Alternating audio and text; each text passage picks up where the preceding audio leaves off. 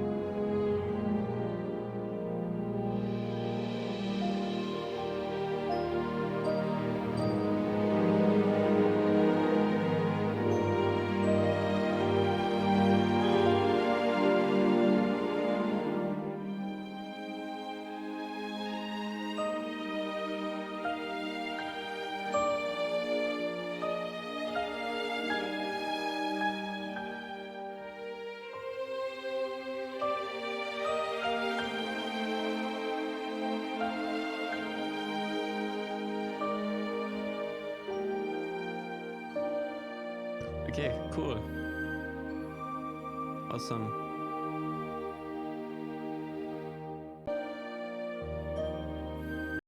This is awesome.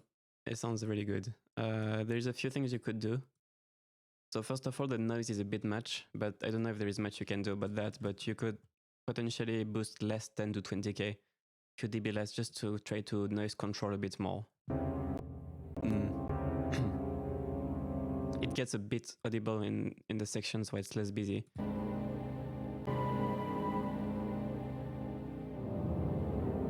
Here.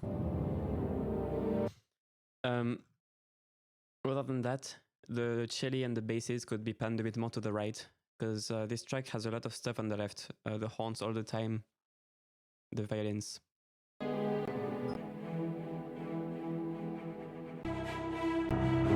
So if you could find stuff to pan more on the right, potentially low brass if there is low brass in there, double basses, cello, glockenspiel, piano. I think you have piano at the end with glockenspiel. Maybe it's just a Glock with I think there's a piano with a Glock, right? So that piano could be on the right to help the contour the violins here.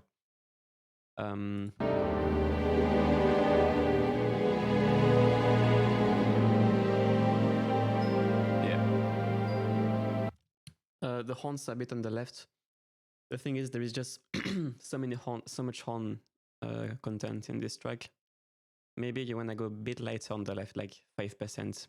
5% left, 5% more to the right. Make sure the horns are not as much on the left because they don't have much stuff to compensate for them. But it's very small tweaks. Other than that, the color is great of the mids. It's pretty much ideal. But potentially you could have a bit more sub to support all that. Not too much.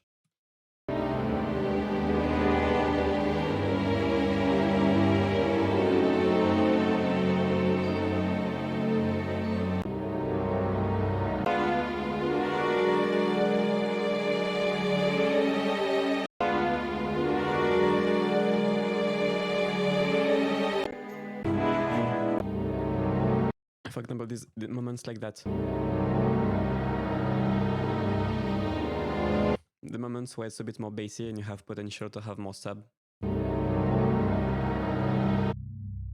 Don't hesitate to add that 60 Hz.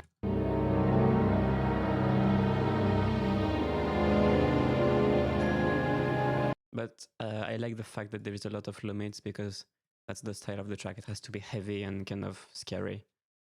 So you don't want to cut all these low mids that are very important. And right now, the color between, let's say, like 300, 400 and 1K and 2K, you really got that curve perfect, in my opinion. Like you really got the mids curve basically perfect. So it's just the very high, like the very highest highs noisy, the panning stuff, and potentially a bit more sub bass when there is lower instruments going in. And yet try to pan most often the right.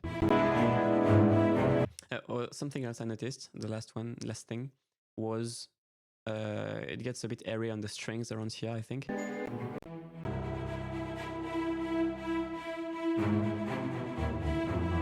I think it's high cello.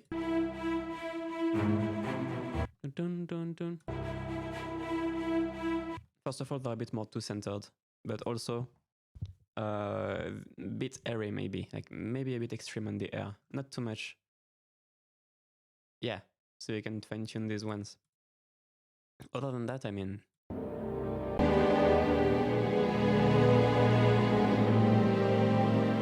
I don't want to cut this. It's good because it's the style of the track. You need that 500 in the horns, so keep it. But yeah, it's really awesome. This track is really awesome. Oh, one more thing I noticed. The flute could maybe be a bit louder. I know that flutes wouldn't be that loud. In real life, they wouldn't be too loud. But maybe you can do 1 dB more. I think it was here.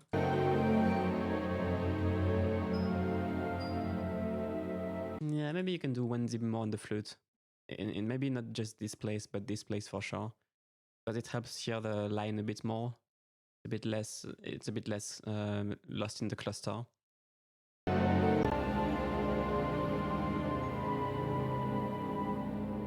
And also maybe remove some 10K sizzle from the flute if you boost it. Like if you boost the flute like 1.5 dB, remove 1.5 dB at the same time of the 10K sizzle because it also could get a bit much. it just gets too distracting when everything is just so warm. Basically, your curve is like that. You don't have a lot of high mids, and then you have some air going on in several things. So because of that, you need to make sure that even though the air is much lower compared to these low mids, because you have that hole in the high mids, you need to make sure that the air isn't coming too strong again at the very top, the noise and the stuff like that. So otherwise, it just becomes too much. If you had more high mids, you could have this amount of air, no problem. But because of that high mid, because of the track is kind of low dynamic and you have all these, it's kind of warm in the high mids because as a result of that, then the air becomes very exposed, because in relation to the high mids, the air is still strong, even though it's not that strong. So that's the thing here, but it's very small. Don't overdo it. So it's almost perfect. Yeah, nice job on this one. All right.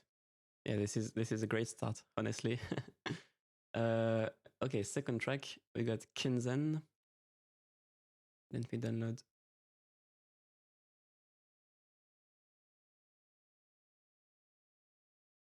Okay. Let's listen to this.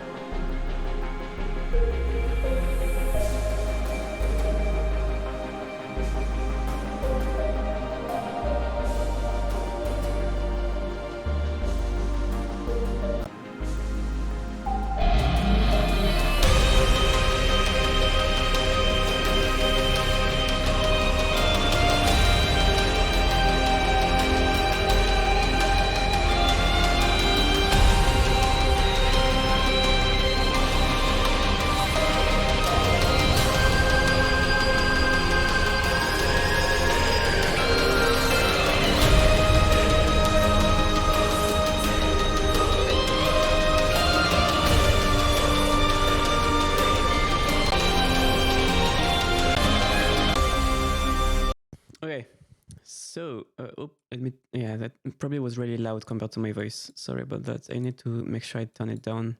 Okay, so a few things. First of all, it's very cool. There is really cool original ideas in this. But regarding the mix, we have a problem here in the end part. It's way too thin, but let's start by the beginning. So the beginning, it's a bit too much on the right. That cello note.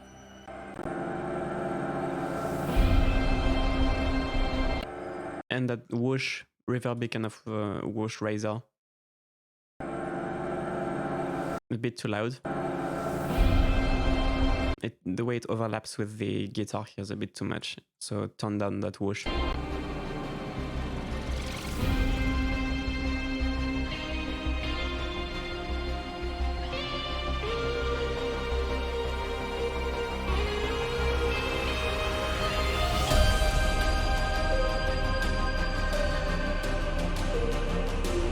have kind of a problem going on all the time for the loud parts of this track. The problem is it's lacking bass lines. The melodies are very loud and the mid-range is very strong, but you're lacking kind of lower, mid, and bass harmonic support. So when you listen to this part, especially the ending, but even this part here, like the double, like the cello and basses here, they don't really drive, even though they should drive more than they do right now. They're just kind of there and kind of lost.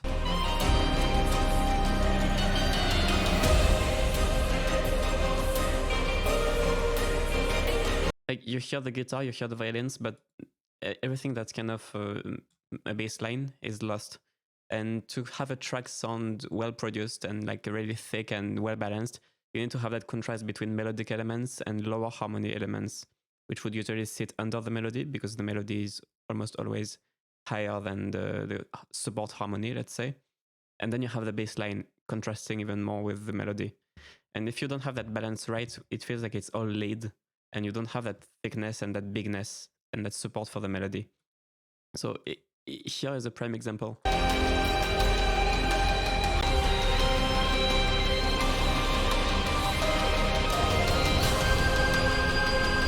You can hear the bass line, but it's so low in volume.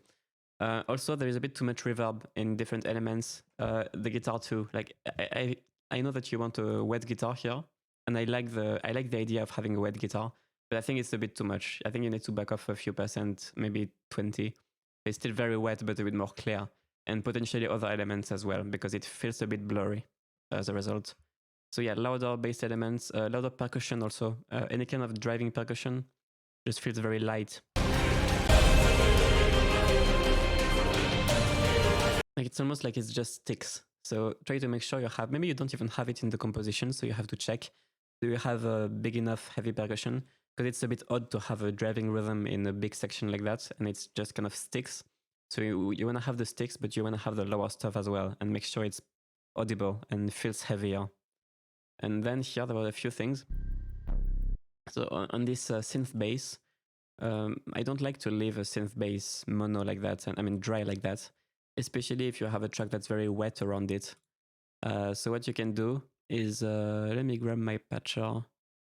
Where is my patcher? Oh yeah, it's in different screens, so of course everything is shifted and I don't have the muscle memory. Let me put this on my second screen. Okay, now I have the muscle memory. It's weird because the whole thing is shifted when I put it on the bottom screen.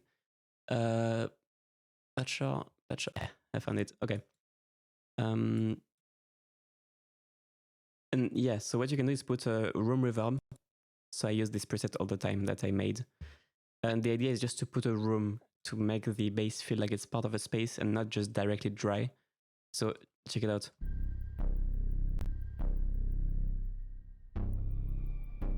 You can shape the reverb a bit, but you just,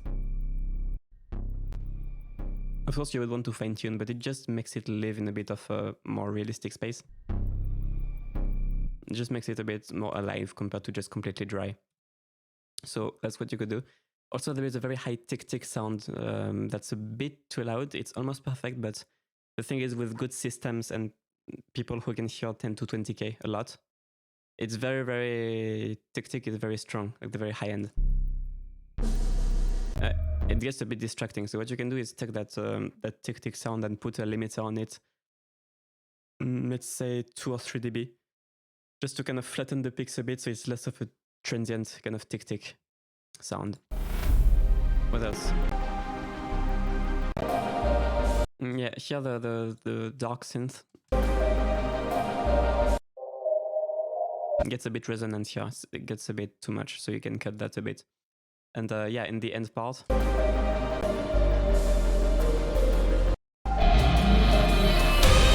yeah, it's just a bit too wet everywhere, so it's a bit blurry. Like choir, guitar, and it's the same thing. It's lacking this clarity in the low harmony and the bass line. So you want to kind of rebalance the low harmony and bass line to make sure that the track feels like it has more of a support.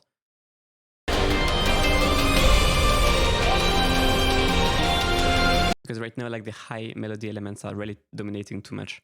But yeah, like there is really cool ideas in this, but just need to rebalance that. Cool. let's see the third one. Okay, we got Mathieu Deguay next with another track. Let's see. Doo-doo-doo. Let's see.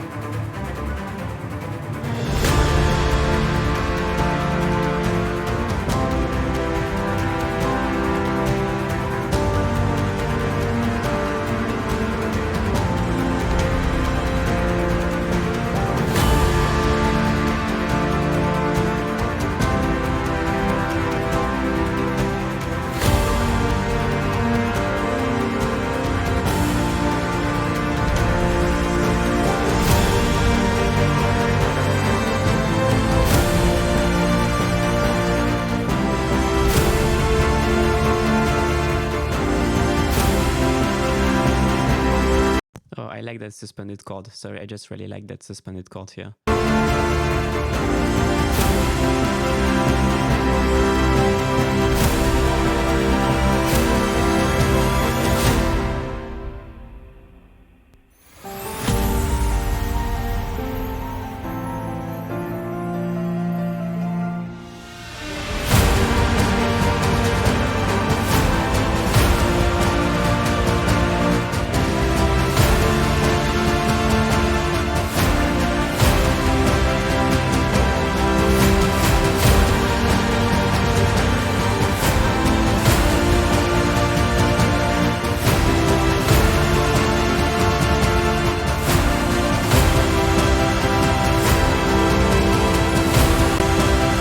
You should do it again here. I was waiting for the suspended chord.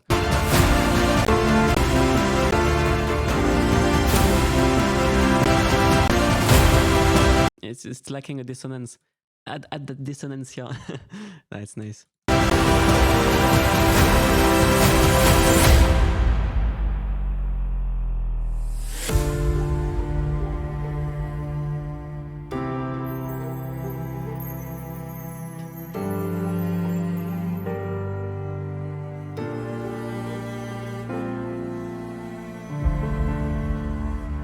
Okay, so there's a few details that can be tweaked, a few things.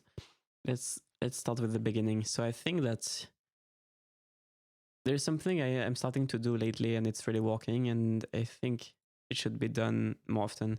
Like, you want to create contrasts with different elements. So at the beginning, you got the cello and the choir, but they're all kind of airy. So what you end up with is something that's like you're putting the cello and the choir both in the front. And I think what you can do is really kind of reduce that air on the choir, even if it's just for the intro, even if you want to boost the air again for the main part, you can do that. But here you could have really a darker choir so that the choir really feels in the back. And but even the cello, yeah, as Patrick mentioned, the cello is too harsh. So I would reduce some 10-20k, like 8-20k on the cello as well, make the cello a bit darker, but make the choir much darker so that it really creates some depth and contrast. Because that way you don't have both things really shoved in your face, but you have some distance. Sometimes the choir, you need to make it a bit more airy for the climaxes and stuff like that, and that's possible. But like when it's really audible and naked like that, you can make it darker. So yeah, a bit less on the cello as well.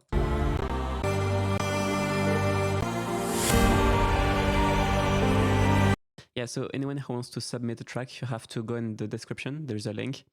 and there you can put a link, so download link, Google Drive or SoundCloud, but SoundCloud with downloads enabled. You need to have downloads enabled so I can download the file.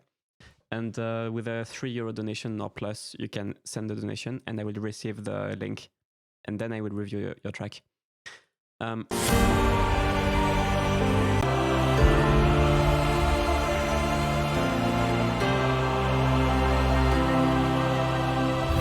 yeah, and then... yeah, the cello is a bit too airy. So here there is some panning problems. Actually, all the way through the track, there is 2 instruments which I found to be too panned to the right. So I found that the cello here, the staccato cello, is a bit too much to the right, and then there is I think a high trombone or a trumpet that's also too much on the right, and it doesn't balance out with the left. It's a bit too far on the right.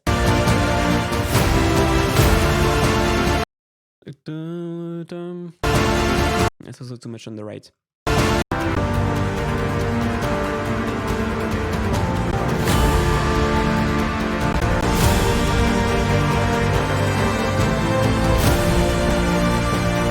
So the percussion here, the hits. So what do you mean a list check, Liam? So yeah, the hits here have a bit too much of high treble as well. It's a bit too much of a whip crack on the hits. It gets a bit thin. So what I would do instead is just make it more warm and more organic percussion, like organic hits. Yeah, I can check the links. Yeah, Liam, I got your link. I got it. Don't worry. It's the next one actually. So I would make the percussion a bit warmer, a bit more organic here, because it feels a bit too much like a whip crack. So that.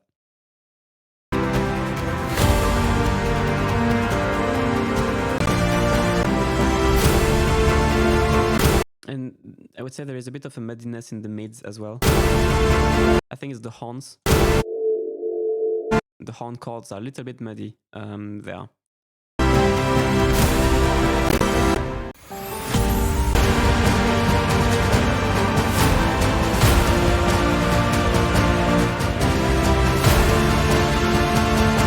And like I would say overall, I would like the percussion to be a bit more organic and a bit more bassy. It feels like there is a lot of mid-range, but the bass doesn't really move and it isn't really as dynamic as I would like. So maybe some deeper percussion.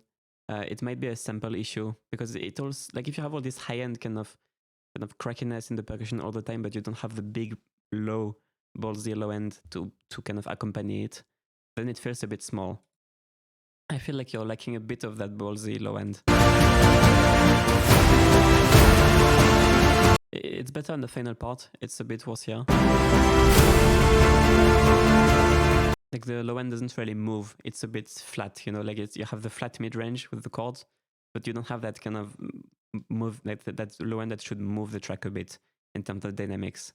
It's relatively flat because you don't have that low end movement.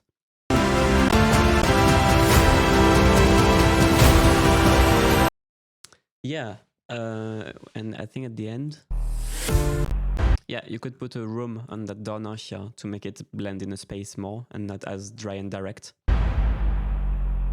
It feels very mono and direct, so you can put a room on it.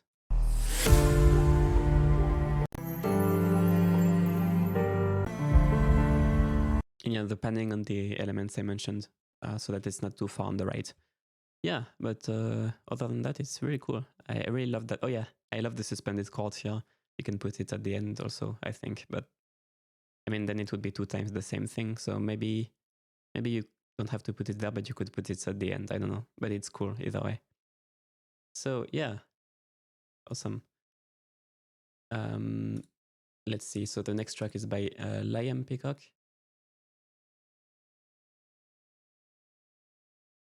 Downloading now.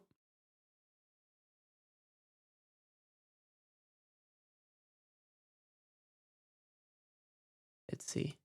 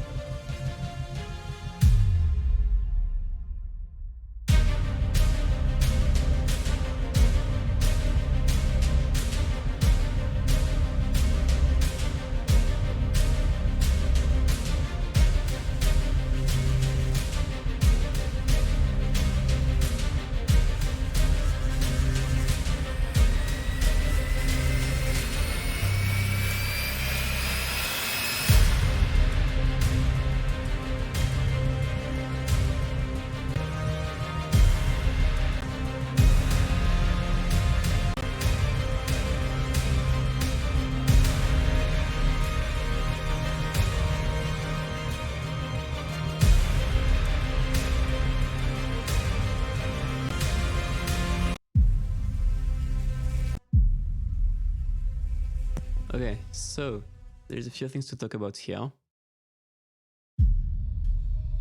So all these low booms here,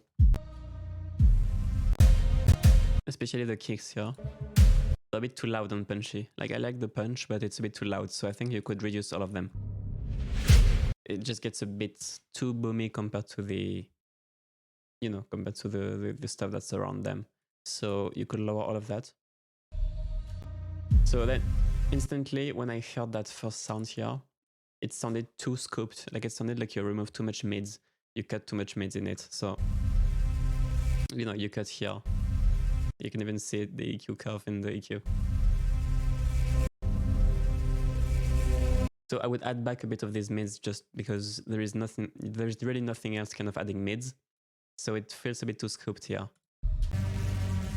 You can give more life to these bends, so it's less scoped and crunchy at the top, but a bit more mid-rangey as well.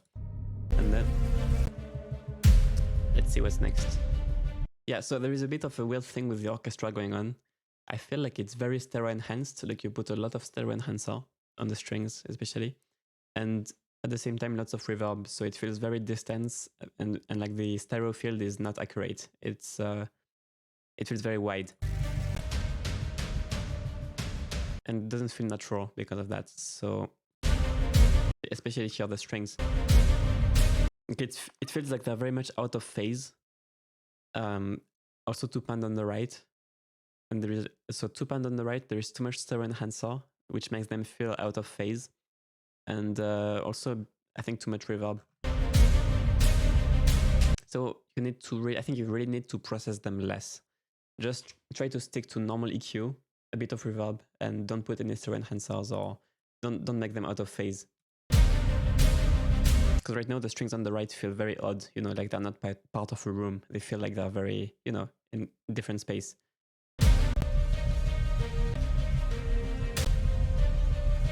It could not be a stereo enhancer, it could be a delay. Maybe you put a delay or something, but there is something going on that's not normal.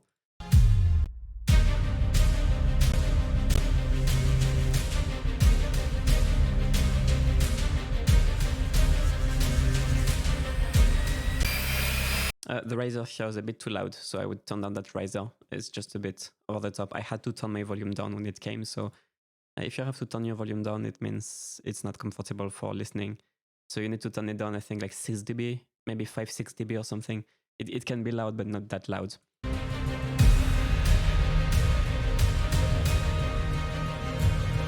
Yeah, the strings, maybe you have a small delay, like a 3 millisecond delay or 100% stereo enhancer, but there's something, I'm not sure what's going on. But you need to figure out the strengths, because that's the main issue, I would say, in this track.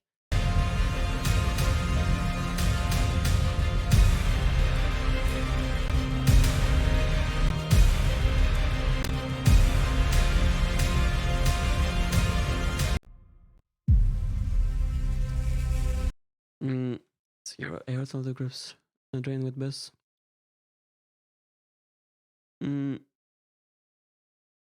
Did you put 100% wet on the quantum leap spaces? Because if you didn't put 100% wet on the send bus, it could cause phase issues and delay issues, and that could be why you have that phasing, that weird phasing. I don't know. There is something weird. There is clearly a phase problem. I'm not sure where it's coming from.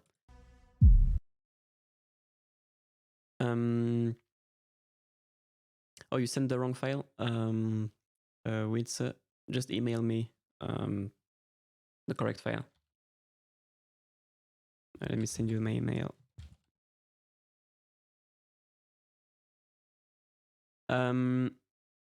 Yeah, so you need to figure out the strings. Other than that, you can check. So you can put a correlation meter. So for example, the ozone imager. There is a free one, and actually you can check, but it won't always show it. That's the problem. But if you just put it on the strings, check out how it looks here. It's a bit fake. I mean, you can't really see it here because there is all that mono bass going on that's hiding it. But if you just put it on the strings, you might see that it's in the minus all the time. But the thing is, it doesn't always show it, because sometimes when you have a delay, it feels out of phase, but it doesn't show it. It's a bit complicated, but I would say if you listen on headphones, you will feel like there is a weird 2D feel, and that's the issue. I'm really not sure. Maybe it's a routing issue. You could have a routing problem, like you're sending something to a track and to another track at the same time, and there's a slight delay, and it's causing phasing. Or it could be a lot of things. That's the problem. But yeah.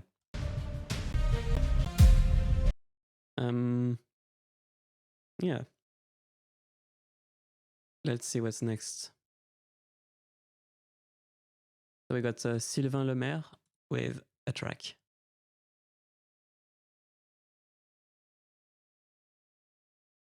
Yeah, but the washiness has to be coming from a mistake somewhere. If you didn't put any kind of crazy stereo enhancer, then it has to be a routing problem that causes a phasing issue. But the strings are definitely not natural. Out of the box, they wouldn't be like that. 100% sure.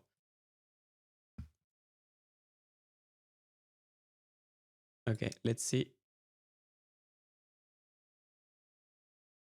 Maybe it's the pre-delay, but that shouldn't be the... Like, if you put 100% wet, it shouldn't cause any weird phasing like that.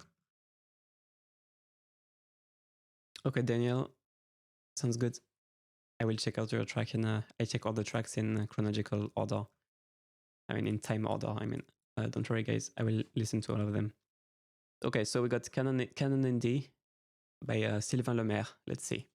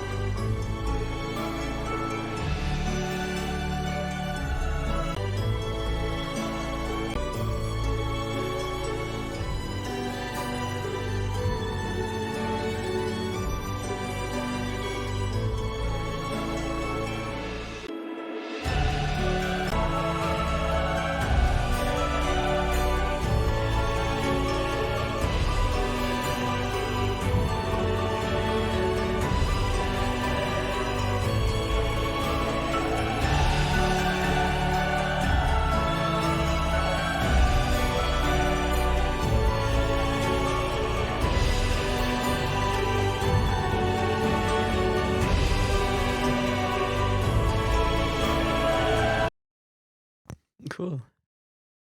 I wonder who wrote this.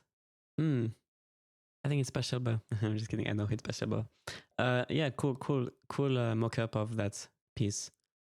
So there is a few things. I think it's a little bit too processed in some ways, which makes it a little bit too disjointed feeling. But it's not too bad. It's just a few details that make it a bit too overprocessed. Sometimes it's EQ, sometimes it's panning. So let's talk about that.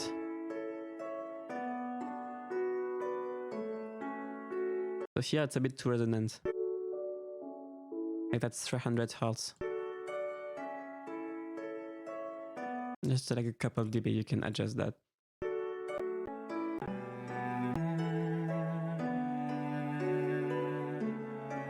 So here, it just feels like the cello is a bit too much on the right and also a bit too close. Like, I'm not sure what you... Did you use precedence for padding or something like that? It just feels like it's stereo enhanced, and at the same time, so there's like a weird stereo feeling. At the same time, it's too much on the right. So something less panned and more neutral in terms of stereo affecting the stereo field, something more neutral and just a bit on the right would do it better. It's not something that will be as obvious on speakers, but on headphones it's more obvious when it feels a bit odd in the stereo field. You feel it more easily on headphones.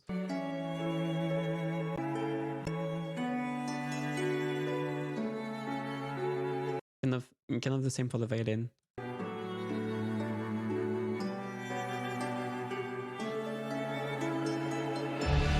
It also feels a bit close. What you could do is put some room.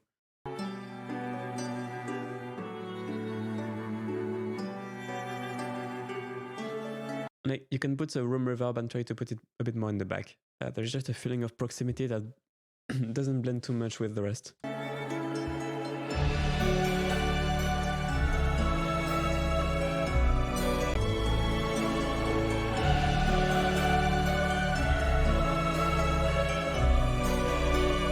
The choir sounds good.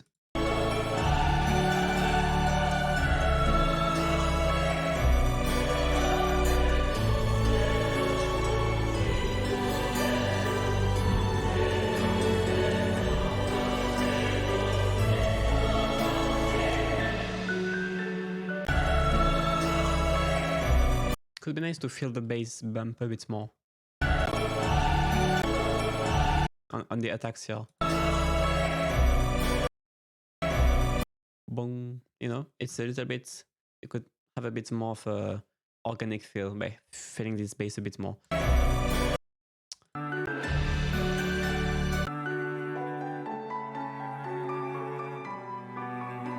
Yeah, I think the issue is just you need to add some room, some early reflections to that cello. It's just a bit too much, you know, it doesn't blend with the other instruments, which are wetter. So that high violin, the high violin becomes a bit too aggressive and too EQ boosted in the highs. And it's, you know, it's a bit too harsh. So you want to cut that back a bit so it's not as harsh.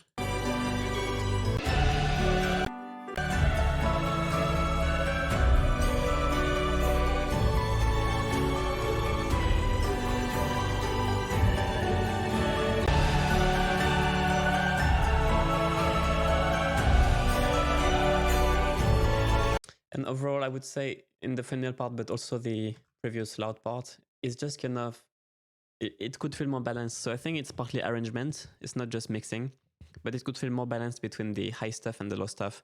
Like the bass lines just feel kind of weak and it's kind of lacking some meat.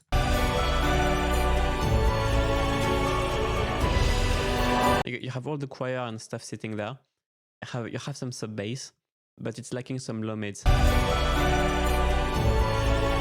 I mean, even the bass line could be louder, like the basses, the sub could be louder, but like I think it's an arrangement thing as well. Like I think you need to build more bigger warm chords here to kind of support the choir and everything that's a bit above it. So that way it would feel fuller, because right now it just feels like there is a bit of a hole in the arrangement for these low mids, high bass type frequencies. Yeah. But it's cool, a cool version. Okay. Next one, we got Blue Mounds score. Let's see. Oh, I think I heard this before. Have I? Maybe in last stream I heard it. Maybe.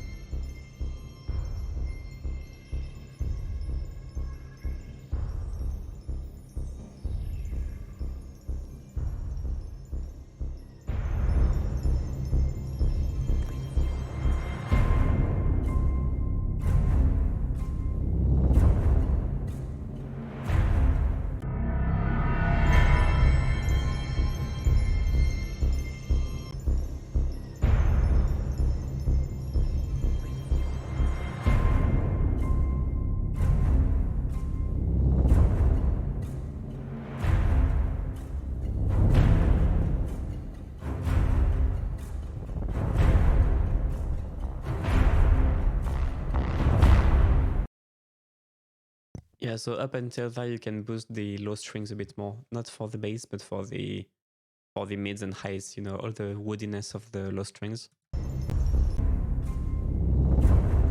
It's a bit too subtle compared to the bass. Yeah, all the tonal low strings you could boost a little bit, maybe 2 dB or something like that. 1 or 2 dB, see what works.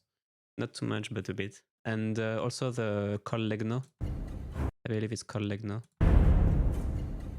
Can boost a tiny bit.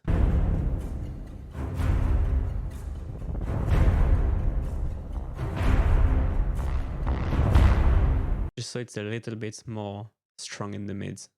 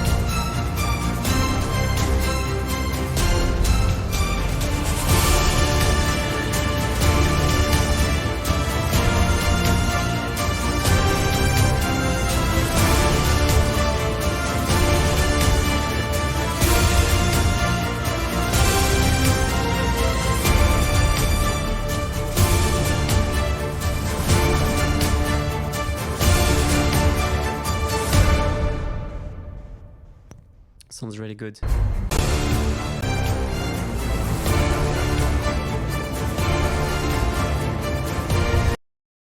So, there are a few things you can tweak, but actually overall the mix is really good.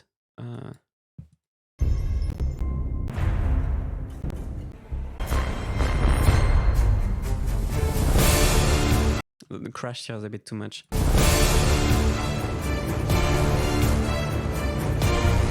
So regarding the kicks and the percussion all the way through, the kicks are a little bit too weak, but the thing is if you raise them, you're gonna have an issue. You're gonna have a 1K kind of smackiness that you probably don't want.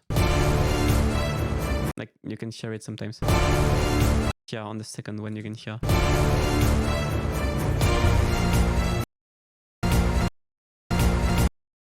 It's around here.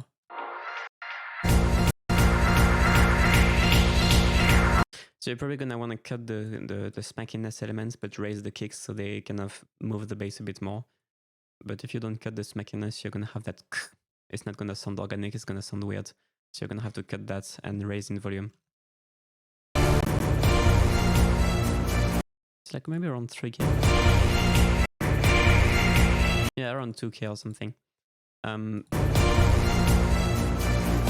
No, everything is a bit centered.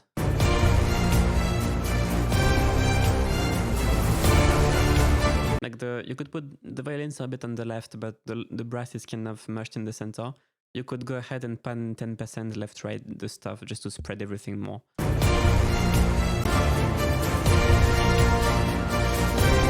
Trumpets.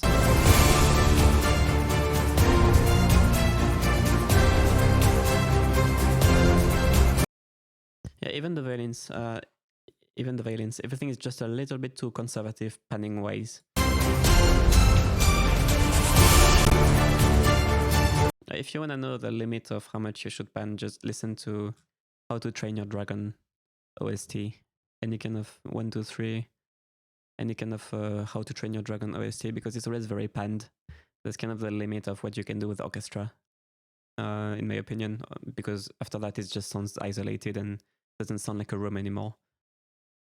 So you can do a bit less than that and you will probably be in a good place. Yeah.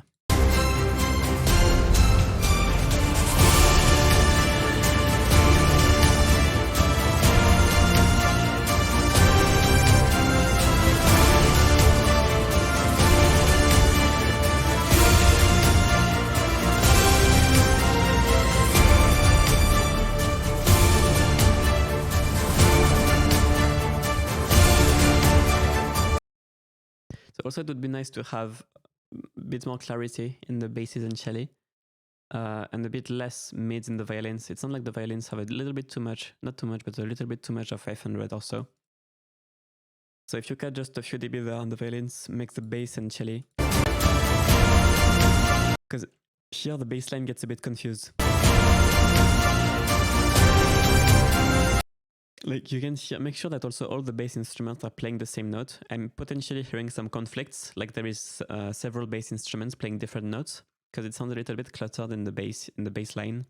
So make sure the bass line is all together and make sure that you can feel it a bit better, all the movements in the bass line compared to the melody and the trumpets and everything. Because the melody is clear, but the bass line is a little bit cluttered. So you have to see what's going on there. Make sure the instruments are all together and not fighting in the low range by playing different notes. And make it a bit clearer somehow.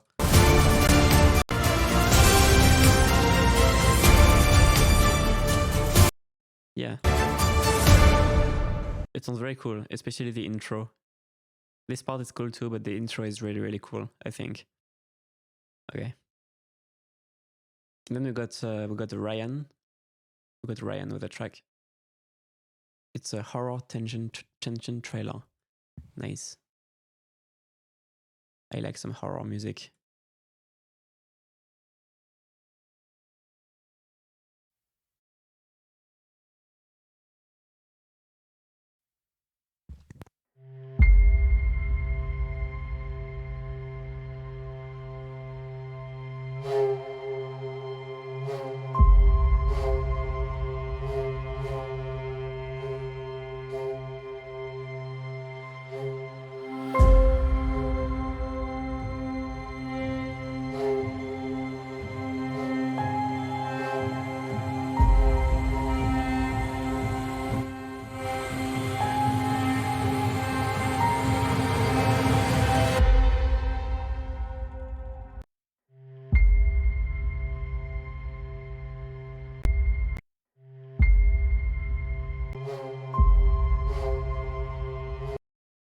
So all these low booms are too loud, maybe a few dB, and the piano could be a bit wetter.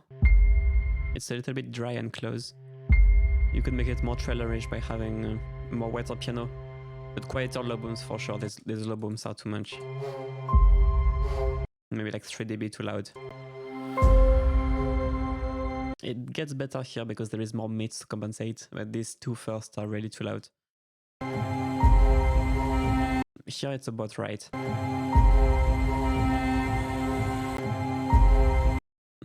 Maybe still a tiny bit too loud, but it's about right because you have more mids to kind of balance out that bass.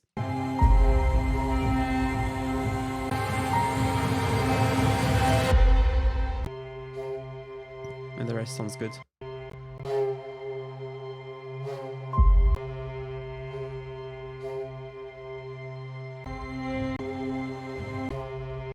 Let me try something.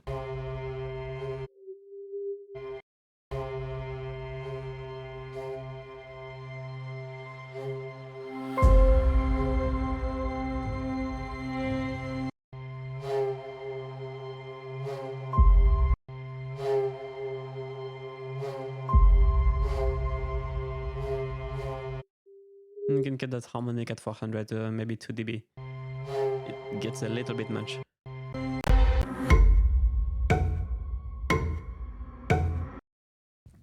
If you're going for a dry sound, I mean, that's fine.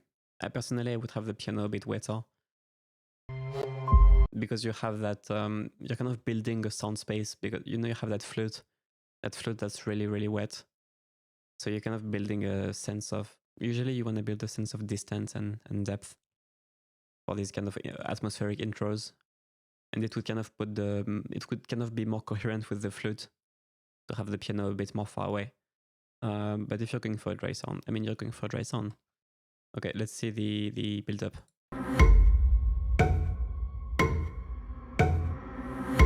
Here it's fine, I don't mind the dryness because it's not the same kind of mood. It's a bit different.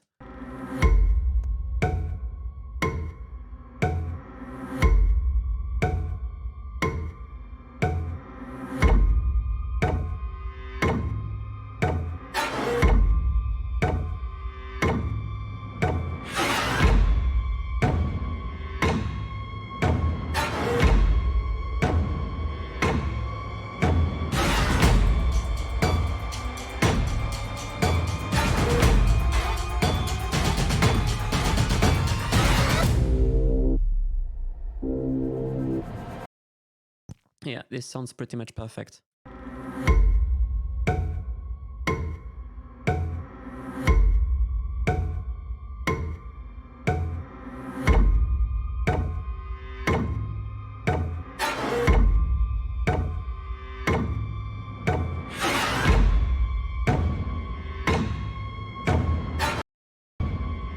Maybe that background kind of bow the instrument, or you can kind of raise it a little bit.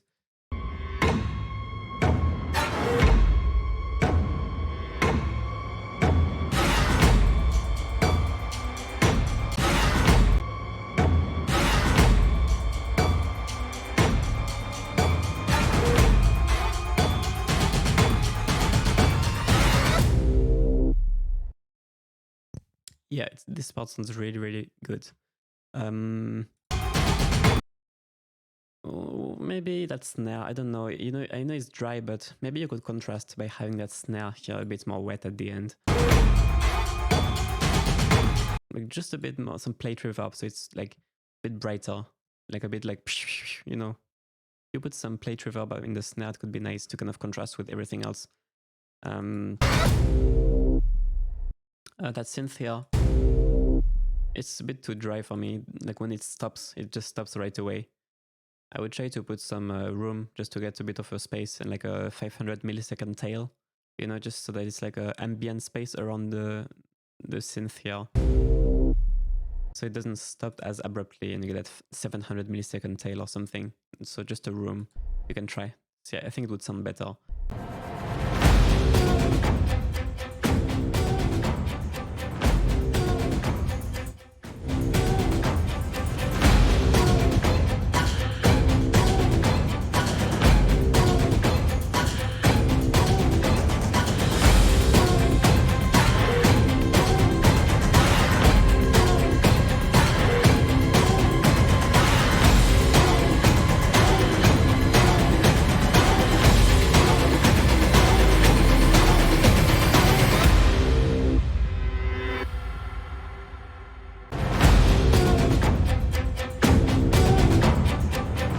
You did everything right for the most part. You got the wide clicks, you got the clicks left and right.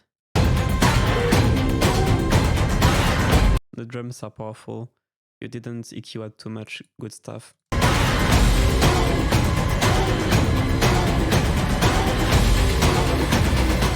There's only a couple things in that climax.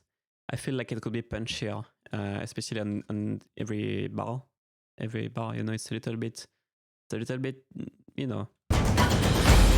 You could have a little bit more of a massive hit here, a bit bigger hit. Also, what else? That sound, the synth that was there before. It's a little bit too muddy and mid-rangey for that part. So I think what you can do is keep it, but distort it. Because right now it's a little bit boxy sounding and makes that whole climax a little bit boxy. And it's a bit uninteresting. So you can just try to distort that synth. So it's like maybe a roomier, kind of brighter, more saturated, you know, because right now it's a little bit like, yeah, a little bit boxy.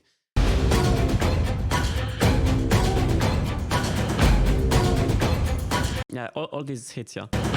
Like I would like to feel maybe 1 or 2 dB more bass and weight from these hits.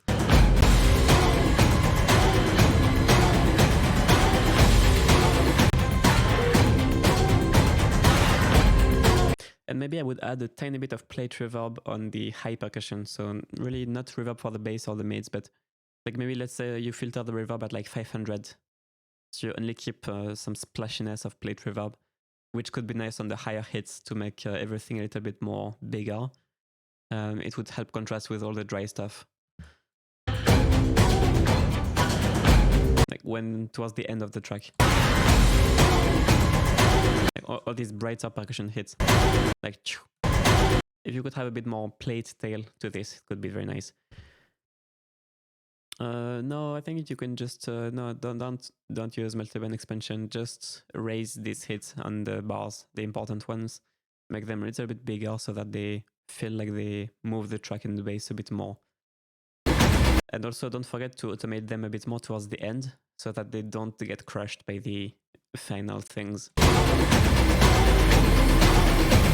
That's a common mistake. And I also, when I'm lazy, sometimes I make something like when I make a quick mix, a quick rough mix, you forget to boost the ending, the hits. And every time I open it again, I'm like, oh, I forgot to do that again. Always boost the hits at the end. Because the thing is, you have these risers, you have that final rise, and the hits get lost and they feel smaller. And there is no reason for the hits to feel smaller towards the end. So I need to almost write a reminder on my desk. Boost the final hits for the last seconds of the track. Because you see, you got that riser, so you got all that mid-range and highs, and then you forget to boost the bass. So suddenly you got the mid-range and highs taking over the bass, and the hits feel small. It's a problem because, I mean, it's not a huge problem, but it's a lost potential. And you have to remind yourself to really boost the hits towards the end. Maybe 2 dB, sometimes even more than you think. Maybe sometimes even 3 or 4 dB. Because that way you keep the hits, you keep the ratio between the bass and the mids even. And you keep that dynamic bump that you get in the climax, you keep it towards the end. So instead of just intensifying in the mids and highs, the ending will intensify in the bass as well proportionally. So the idea is just to keep that tonal balance from the beginning of the climax to the end of the climax.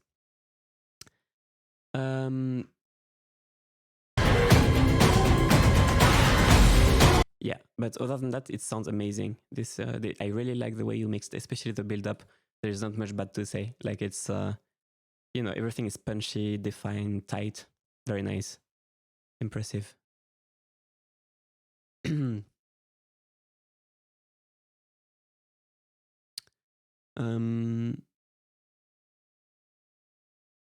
When trying to donate, there is a message that one will be charged. You don't have to join Streamlabs Pro. I don't really know much about Streamlabs, but you don't need Streamlabs Pro to donate, and you shouldn't be charged if you don't join Streamlabs Pro. Don't worry about it. You rushed it? You rushed this mix, really? It sounds very good. It sounds very good. I can't believe you rushed this mix. It's very nice. It's only a few things, but nothing really major. You did a great job. Okay, so then we have a donation by, oh, it was 1 hour ago. By the way, sorry if I'm late. I don't actually read, I'm not able to, I don't always look at the stream, so I can't really see the donations exactly when they happen. But Dandiel donated €6. He said, big fan. Thank you so much. He didn't submit a track, but... oh, wait, after that you donated something else. How do I submit a file? Dandiel, you have to include the direct link in the donation message, actually. So like the way you write the message, you just put a link, like a Google Drive direct link or Dropbox direct link or something like that, so I can listen to it. It was you? You did? Okay, cool. Hold on, by the way, I need to check my email. I think someone sent me something by email. Yeah, I'm just gonna listen to it now. Journey to the Moon by Wit. Oop, let's go.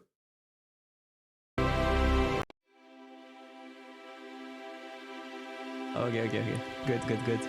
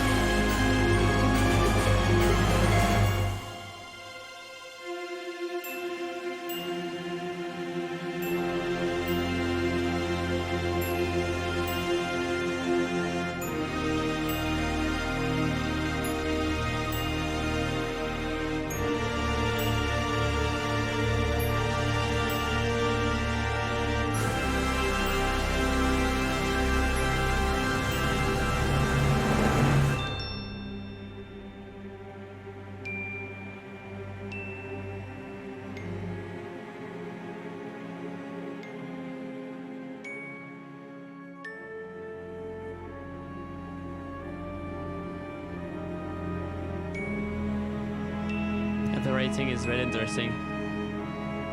That kind of reminds me of Patrick's track a bit when it comes to the mood.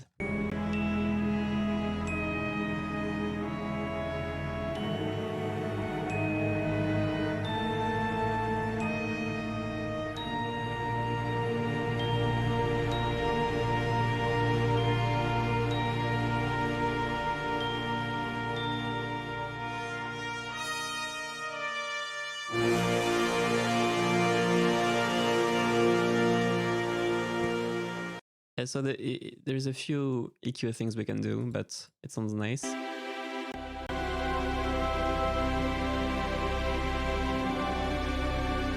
So it just sounds a little bit too much in the mid-range. I'm not sure even where the spot would be, but let me try to find. I think it's the woodwinds. Yeah. You can cut the woodwinds a bit at 1.5K because they get a little bit much. Because they sustain a lot and it gets a bit tiring.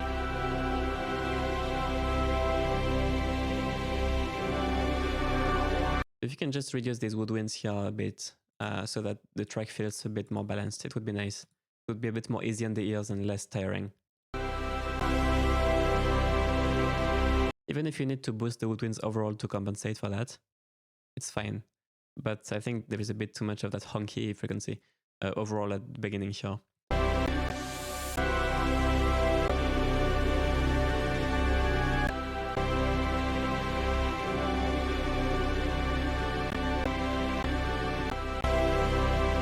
Also, you need to pan more things to the right. It feels there is some stuff a bit too much on the left.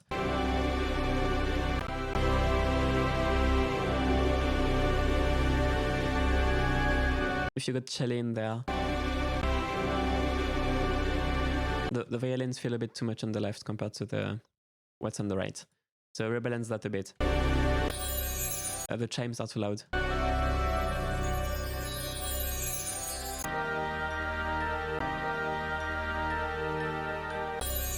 Actually, they feel too dry too, so feel free to put more reverb on them as well. More reverb on the Glock as well.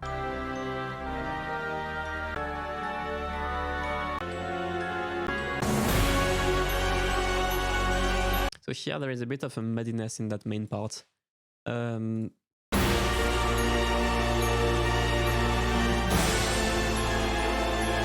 think maybe it's in the choir.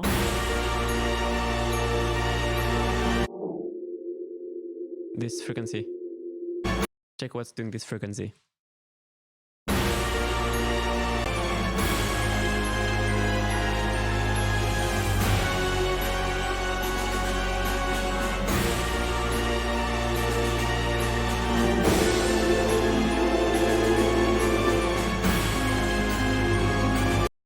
The harp here is a bit too loud at the ending.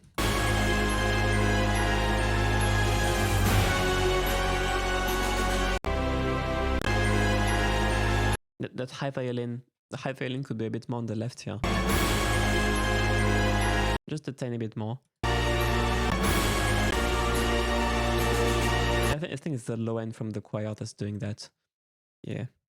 Also, it could be a bit more massive, a bit more buzzy. Well, it would sound less old school, a bit more modern, but I think I would like to have a bit brighter. Not so much brighter on the low brass, but just overall more dense texture in the brass could be nice. So maybe check your trombones. Just on the massive chord, you know, so you get a bit more of that bright, massive brass going on. I think it could be nice. Because right now there is some buzziness going on, but it's quite discreet. It seems to be coming from like one low brass patch. If you had maybe like a bigger kind of, you know, stable trombone chords just being buzzy, it could add some more, you know, kind of lock in the chords and kind of compensate for that that kind of choir mid-range as well. It would kind of help, you know, define a stronger kind of low mid chordal harmony thing. Because right now it just feels a little bit light on the massive chords. And I think that the composition kind of calls for these massive chords. At least that's how I feel.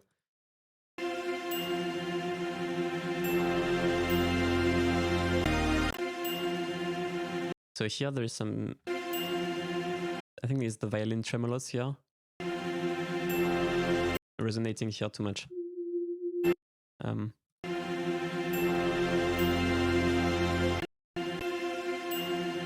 Actually, there is no violin tremolos. There is cello tremolo and it's violin legato. So there is something here that's too resonant. Not sure exactly what it is, but probably some strings. Maybe it's just a string line.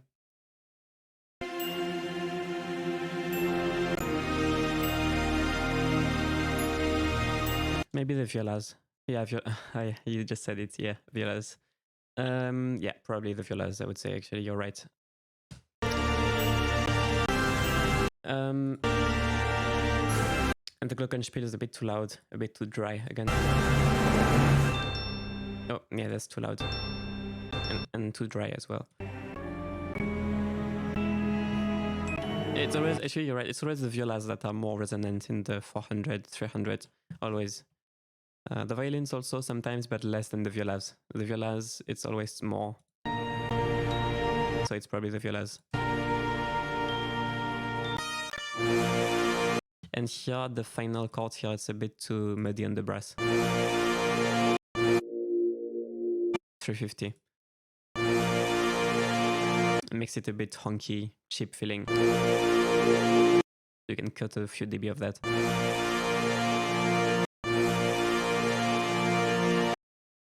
Would be a bit more polished sounding. But yeah, overall it's really interesting. There is some chordal modulations you don't hear in every track, so you're really unique. Nice composition. Okay. Let's see what's next. Got some. Okay, we've got a track by Ghostwriter. Let's see. Oh, thanks by the way for the 15 euro donation, Ghostwriter. Very generous. Let's see. And the title is in French too, which I appreciate. Being French myself.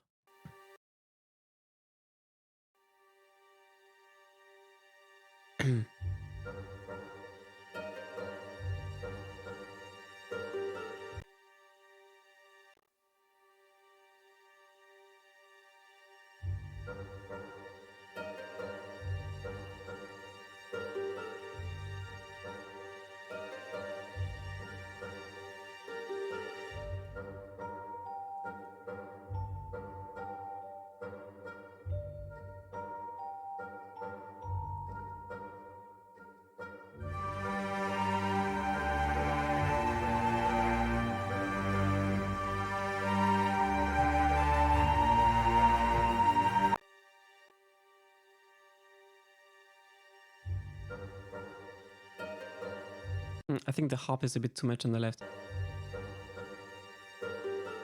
It's not going to be as striking on speakers, but on headphones it's a little bit too wide overall. But it's not that bad. But it's a bit like too spread out. Even the cello, the violins here, the cello are a bit too much on the right. I feel it's kind of isolated in one ear, a bit too much. On headphones it's gonna be a bit too separated.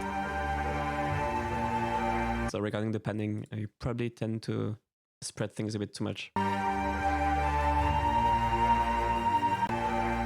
The flute here is kind of resonant here.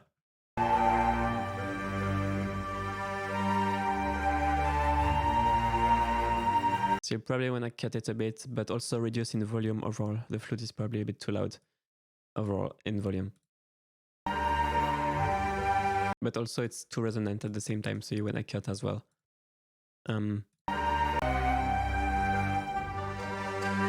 Yeah, I agree with Patrick as well. The cello are a bit too loud. Compared to the violins, the cello are really a bit too strong here.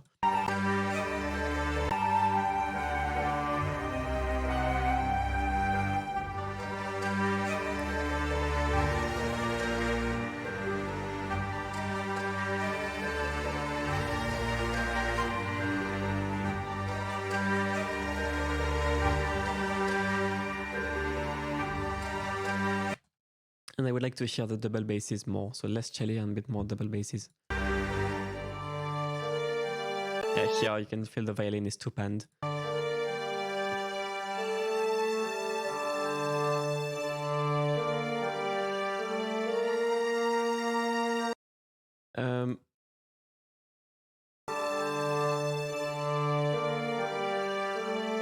The bassoon, it's a bit too honky. It sounds a little bit too honky, so you can cut a bit around 700 probably. To get less of that kind of honky feel, a bit more of a noble tone. That makes sense.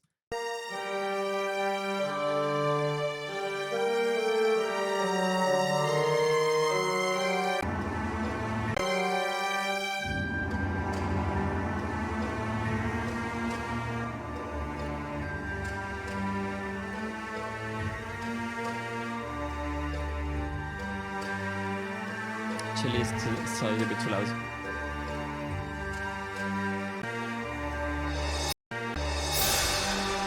The cymbal is a bit loud. A bit too loud.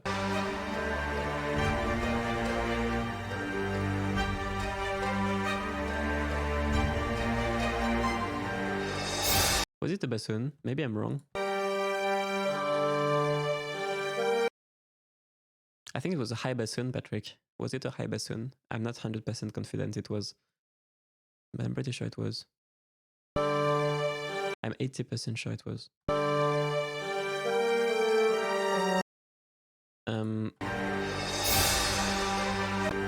Yeah, it does. It does.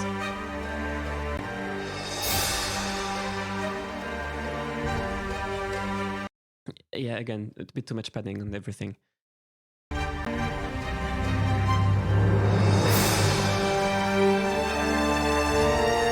So here you got kind of the mid-range. It's a bit the same problem in the whole track, but you got the mid-range taking over the bass too much. So you got all these strong mids.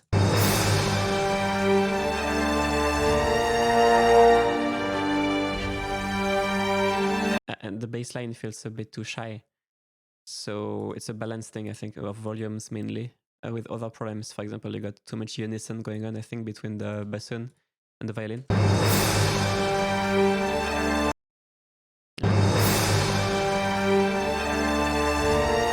For example, here they unite again. So you just reinforce some of these notes probably too much compared to the harmony that's going on and the bass line as well. So it gets a little bit too mid forward and you don't have that balance between the mids and the bass.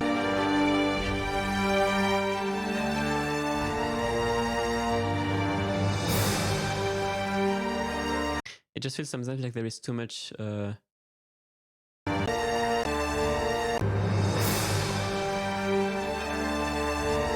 yeah, it's a trombone. I don't know, it sounded like a bassoon. You're right, it's a trombone, it's a trombone. Now that you mention it, it sounds like brass actually. Yeah.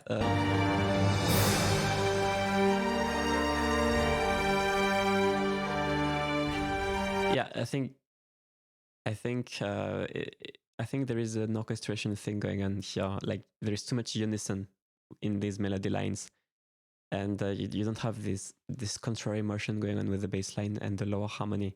So you end up with something that's really melody oriented, but doesn't really balance out in the bass, and that's gonna affect the mix as well. It's gonna mean that you're gonna have that 500 range where there is the fundamentals of all these leads. You're gonna have these leads really strong, but because you don't have that support of the lower harmony and bass line, it's also affecting the mix. So the mix feels bass shy as a result. So if you change the composition, it's going to change the balance of the mix straight away quite a lot. And then you're going to be able to fine tune that with EQ. But I think there is a first thing to do here is to write these lower chords to really accompany these melodies and the bass line stronger than here, because in some parts it feels like it's only melody line.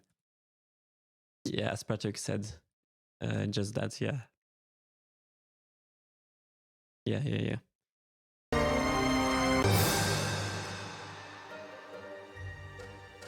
I like this bit here.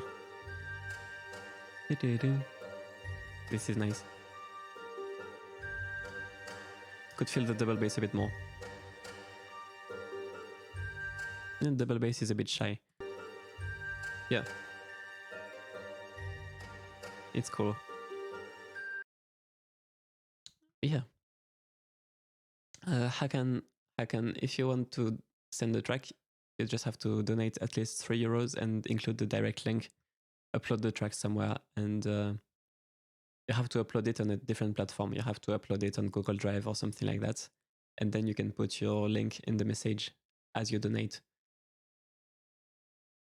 Let's see the next track. We got Daniel. Actually, maybe that's the track you said it's the wrong track. Or maybe it's not. Let me check. I think Daniel is the person who donated to send me the email, or maybe I'm wrong. No, this is different. Do you want me to review this one anyway? I'm not sure I remember.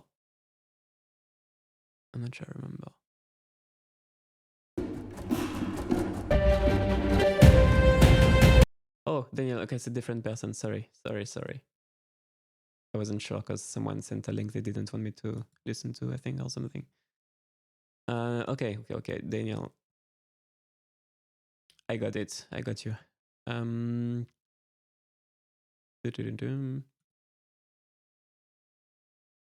Let's listen to it, guys. Let's listen to it.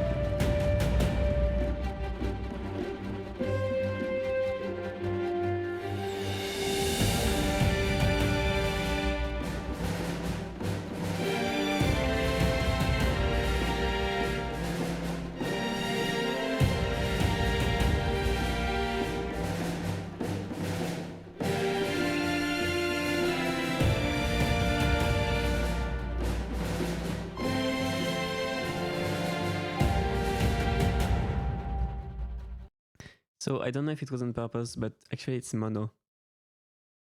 You exported it in mono, so I can't really critique the stereo section because it's mono. So you definitely don't want this mono. But I like the composition. It reminds me of some World War II kind of music, you know, a bit like some World War II documentary or something. But you want to make sure you export it in stereo. Other than that, let's see what we can talk about. But the thing is, sometimes the sound in mono changes a bit too much. I mean, sometimes it will feel different, so the advice could be different. But all this is mono, so I don't really know what to comment. I mean, we can talk about some frequency stuff, though.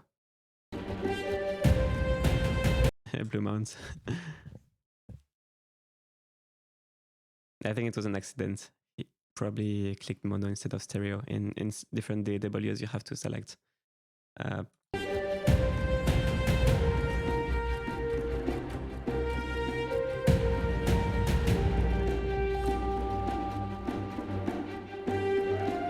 I like the roominess on the percussion.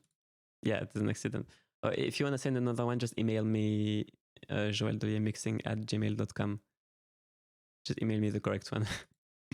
It's probably not ideal to review a mono track. But from what I can hear, the percussion is probably a bit loud. And the strings feel a bit quiet. The horn is nice, but the strings feel a bit quiet.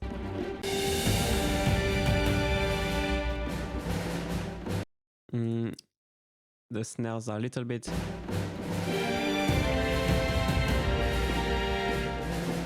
There is a resonance.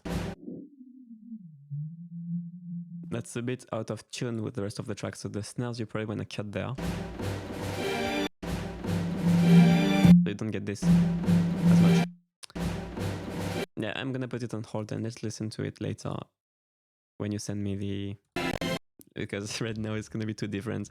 Send me the correct one. I will listen to it when I receive it. I will check my email.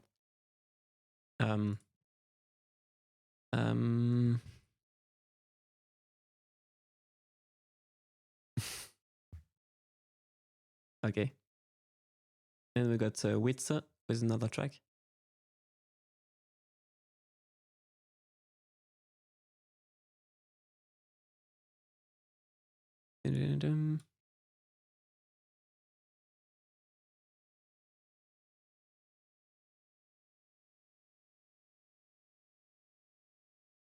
Wait, I listened to this already. I listened to this already. That was the wrong... Oh, that's you who sent the wrong link. Okay. I know someone sent the wrong link. Okay. Okay, so next we got a donation by Gnome Command. Client wanted trailer type music, but this is my first time making something like this. But Gnome Command, you didn't include your link. I think you forgot to include your link. Feel free to email me as well so I can check it out. Is Gnome Command here? Gnome Command. Oh, Hakan, sorry to hear. Yeah, I'm not sure what to do about that. I can't really control it's Streamlabs that decides. But it's your bank, I guess, that decides if it's gonna go through. Ow. I mean,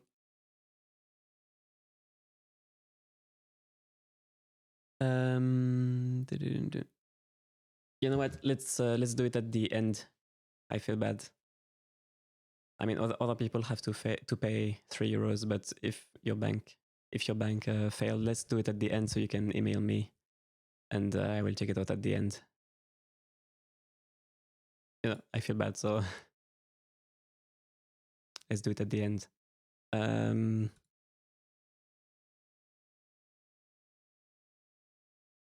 Okay.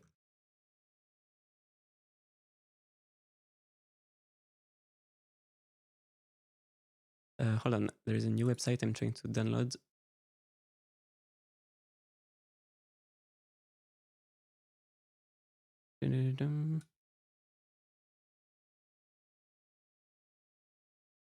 Okay, I got it. So we got Dive Into the Fire now by... This track is by AMW Music. Okay. This looks quite loud.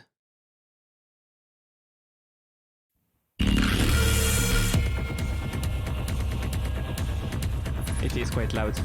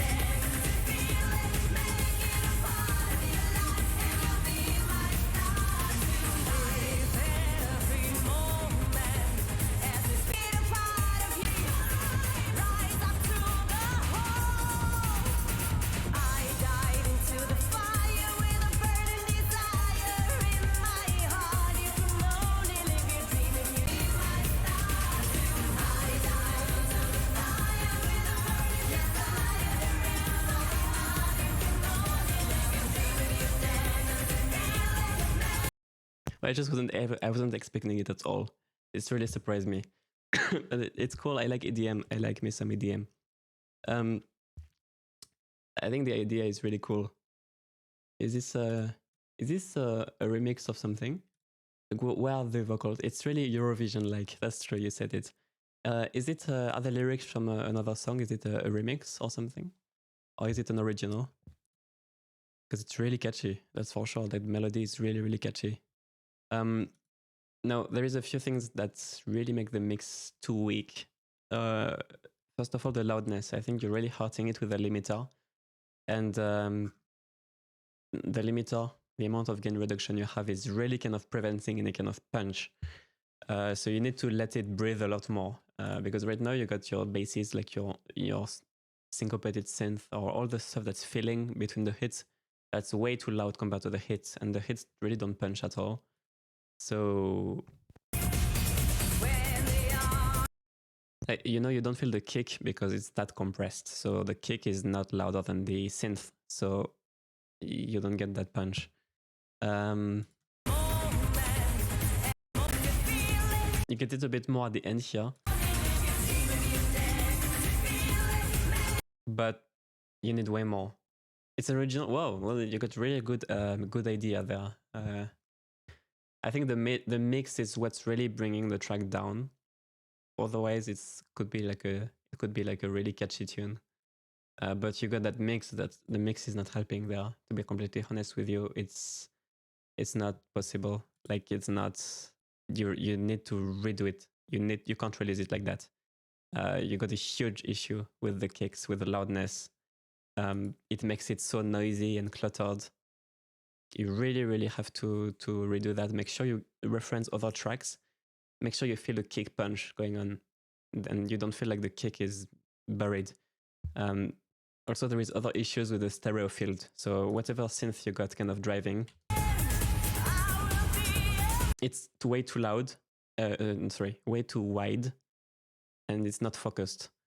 And the problem is that the synth just feels out of place. You know, it feels like it's. I think you put a stereo enhancer on everything way too much, and it's making it sound really weird. But the main issue is the limiting. Like you need to turn back that limiting. It's destroying the mix. The limiter is destroying everything. Yeah. I think you got -1 on the limiter. You got -1 on the ceiling, but the gain reduction is probably huge.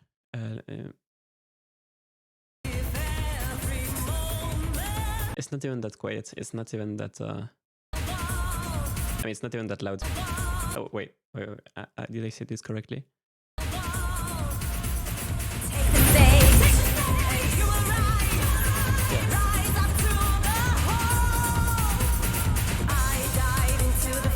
It's not even that. It's not even that loud. For some reason, I think the issue is just the balance between the instruments. The fact that the kick is not there at all, and that synth, that really wide, kind of weird driving synth, is just taking all the space and being a bit weird and wide because of that stereo enhancing going on, and taking all the focus. Let me think of other things. Yeah, see, it's that noisy thing. It's taking way too much room from everything else.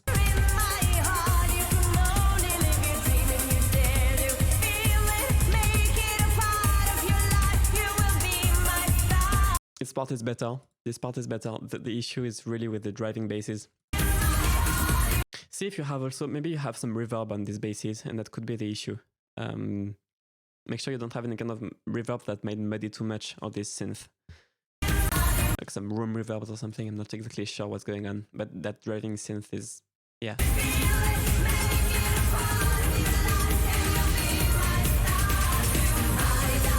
You know, it's just creating a washiness around there. You know. And that's masking everything else. I think there is reverb on the bass or something like that, and it's masking the vocals, it's masking the kick. See you, Ghostwriter. See you. So yeah, you need to remix this because the song is the idea of the song is too good, but the mix is not. It's not it. But yeah, the idea is good, like seriously catchy. You need to make sure you feel that kick.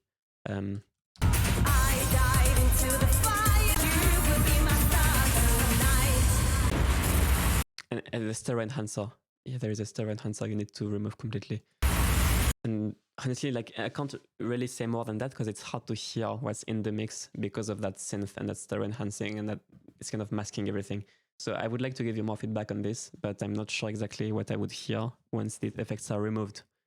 But what's for sure is that you need to remove them. Yeah. Okay. Then, okay, we got the stereo version of Daniel's track. Yay. Stereo finally. That's gonna be better. Wait. I think it's mono again. Hold on. I think it's mono again. Is it me or is it... It's mono again. Daniel, it's mono again. Oh no.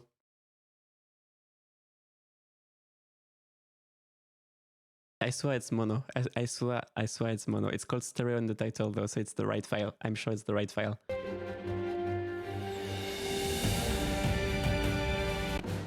The issue is it sounds like it's gonna be a really cool track in stereo. It sounds like it's gonna sound huge and reverby and everything. And then it's mono and suddenly I'm disappointed. Yeah, no problem, AMW. You're welcome.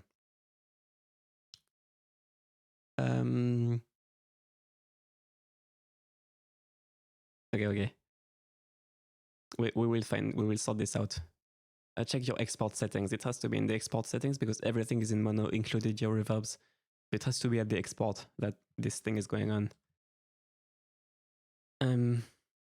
Or maybe you put a plugin on the master. I'm not sure. Hakan, you can send the link. Hold on. Hakan, this email here, I'm typing it right now. You can send I will check it out. Okay.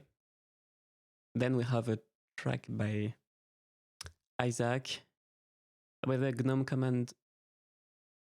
You never included your link. I feel bad. Where is GNOME command gone? If you're here, you can also send the track to this email.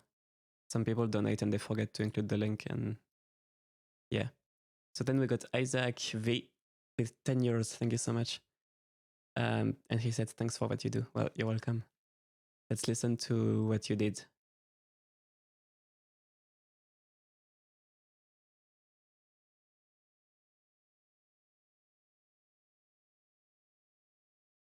Okay.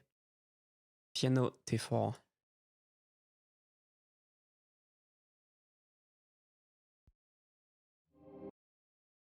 Ooh.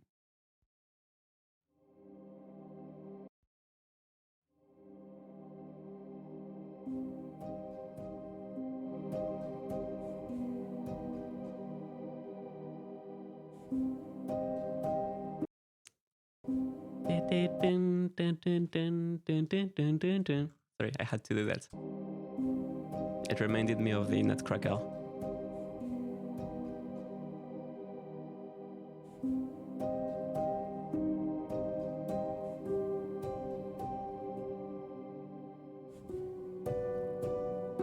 I like this piano sound.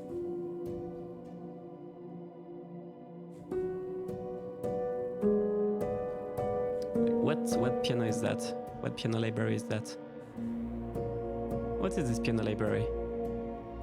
Is it the Una Corda? Or is it Patrick's library? No, it's not Patrick's library.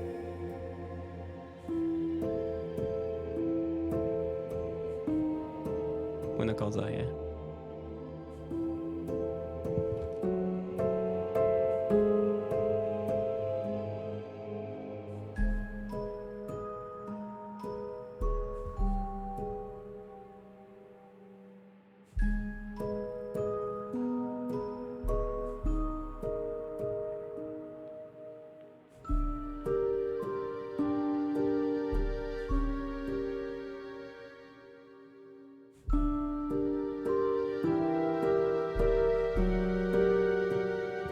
Okay, cool. Let's talk about the first half for now.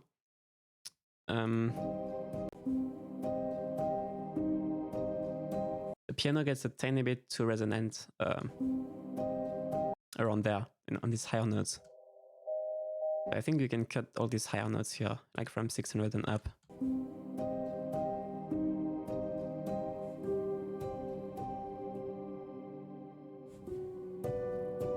Maybe just actually with dynamic EQ, this is also a bit problematic.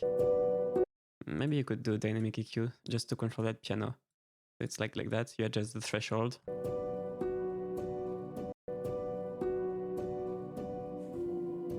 So it's not too resonant in your face. And you could cut a bit all the time. And dynamic as well, just to control some of these resonances that really go loud sometimes.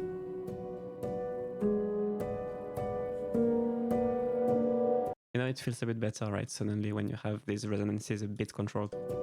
And then it feels like the piano is a bit too loud compared to the background stuff. I would like to hear the background stuff a bit more. I know that pad. Where is that pad from? I mixed that pad before in another track. It's a great pad sound. At least I mixed something that was really similar to this. But the piano, as you can see, all that mid-range from the piano is kind of obscuring what's in the background a little bit too much. It's not too much. I know that you want the piano to be the main thing, and it should be the main thing. It's just a little bit too much.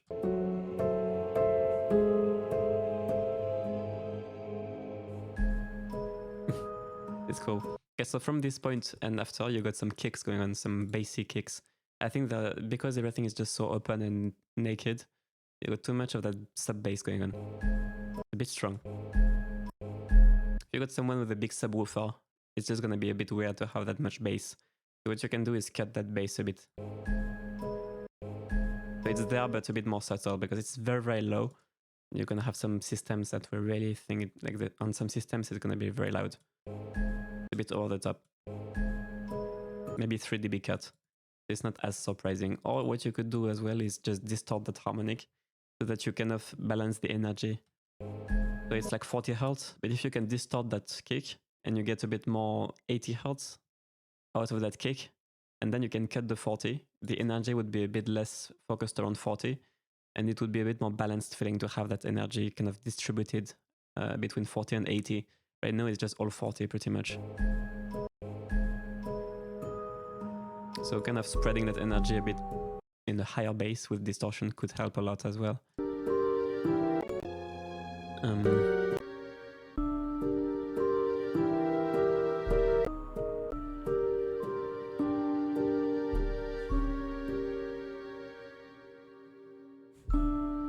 Yeah.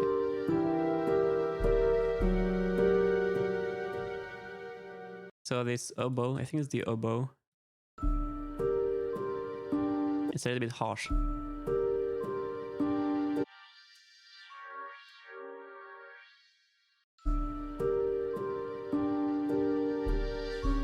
Yeah, there.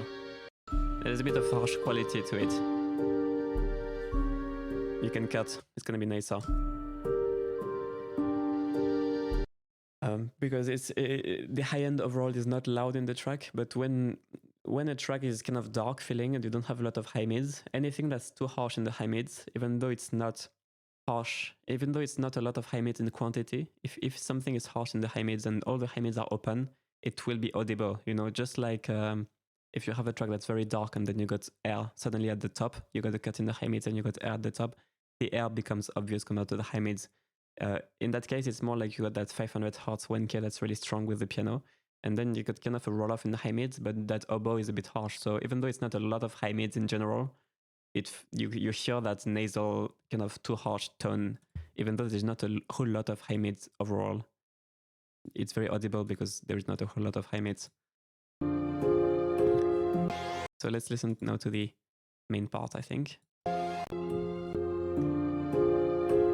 Yeah, a bit too boomy in the mids, like I said before here.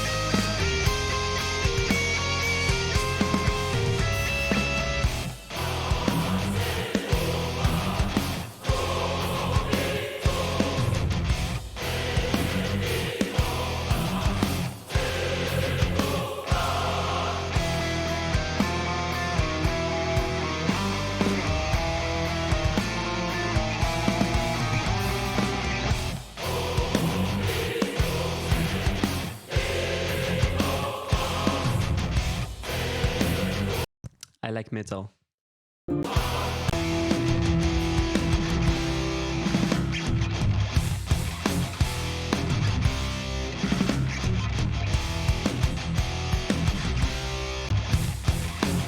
Okay, so we're gonna talk mixing metal now. That's quite a change. That's nice. Okay, so there's a few things you can do to make it nicer. Lower the choir a bit. It's a bit too loud. The choir is too loud. And then the drums can be more epic. So the kick is a bit too dark. The snare is a bit too dark. So for the kick, you got two main frequencies that you want to focus on. 4K for like the smack. And then the more higher band for the click of the kick. I think right now, the kick is just kind of muffled. So you probably want to add a bit more 4K to get that kind of skin tone beat or click. And then boost a bit above if you want more high-end click. Try to boost the 4K first to get more of that skin smack. And then the snare is too dark as well and not compressed enough. So right now your snare is like your waveform of the snare is like that. But what you want to do is have a snare that's like that, and a snare that's like that. So the thing is, if you get that right now, your snare, it kind of dies off quickly, right? And you don't get that really tight snap. If you create a snap and you have more extension in the tail, you're gonna have a snare that's gonna be like, and it's a bit longer. It's gonna feel like it's being hit harder. You want it to be basically that curve that I drew. It's simulating a harder hit, and the way you do that is with compression. So you set a compressor with an attack around 10 milliseconds, and you compress. And what you create is a click. You create an attack, and an attack simulates a snare that would be hit harder. So it feels like the snare is being hit harder. And you set the release of the snare like 150 milliseconds, 100, something quite short, but you want to adjust it to get the kind of tail release that you want. And by compressing like that, you're going to create more of a powerful snare sound that's going to be more aggressive, more extended, and more attack as well at the same time. That's the idea. And you can probably boost more treble in the snare as well, because it's a bit dark and shy right now. So if you boost some treble in the snare, it's gonna be brighter. Just listen to that, the snare already.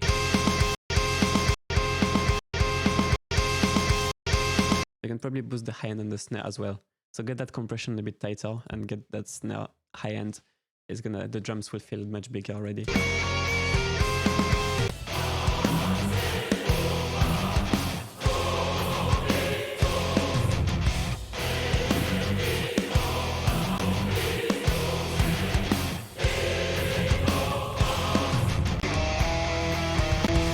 On the solo guitar, so because it's mono, what you can do is put some kind of doubler effect. The idea is just to create extra voices, slightly panned, completely panned, but low volume.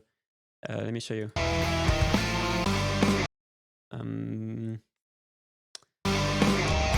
So just focus on the solo. It shouldn't be put on the whole mix.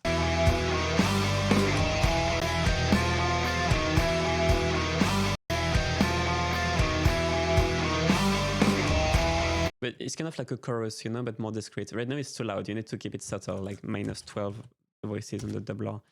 The idea is just to create a sound that's slightly stereo and not completely mono. Okay, like that. Of course, it sounds weird because it's in the whole mix right now. But if you just try to put this on the mono solo guitar itself, it's going to spread it slightly, create some differences between the left and the right ear. It's going to create a slight stereo feel, which will help the mono guitar blend better with the hard span guitars, basically. It's not going to be like straight dead in the middle. I like to do this on leads, vocals, guitars. Just put a slight doubler or slight chorus. Essentially, it's creating some differences between the left and the right ear, creating a slight stereo feel that's going to help these mono sources blend better in the whole mix. Even when I disable it, you can hear it's subtle, but it's there.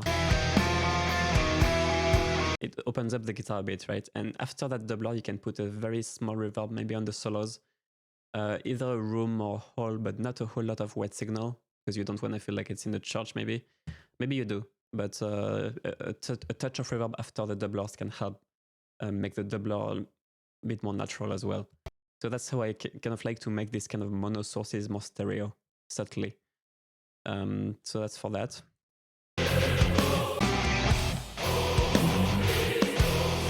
Your guitar tone is a little bit muddy. You can make it a bit more metal. Like I feel like there is a bit of honky. Like around 700. It could be the choir as well, so I'm not sure, but let me see.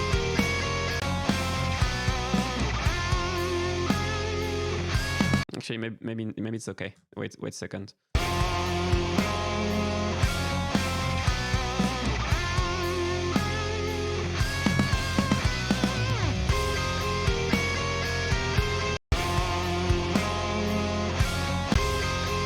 Yeah, I think the issue that I have with this guitar is just it needs to be slightly cleaned up.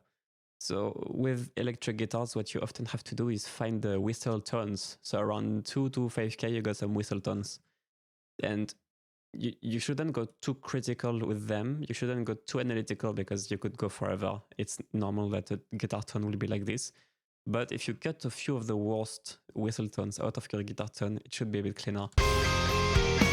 So you need to solo these guitars. It's a bit hard to do in this mix because I can't solo them, but find the whistle tones.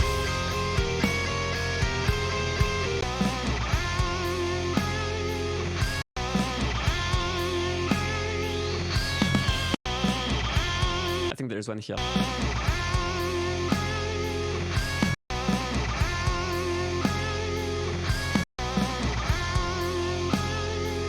I just cut like 2 or 3, the worst ones. And if you do it like really narrow and really subtle, it will kind of, the tone will be the same, but it will be cleaner at the same time. You will hear it will be cleaner. So you have maybe one here, like cut 3 of them. It's common to do like 3.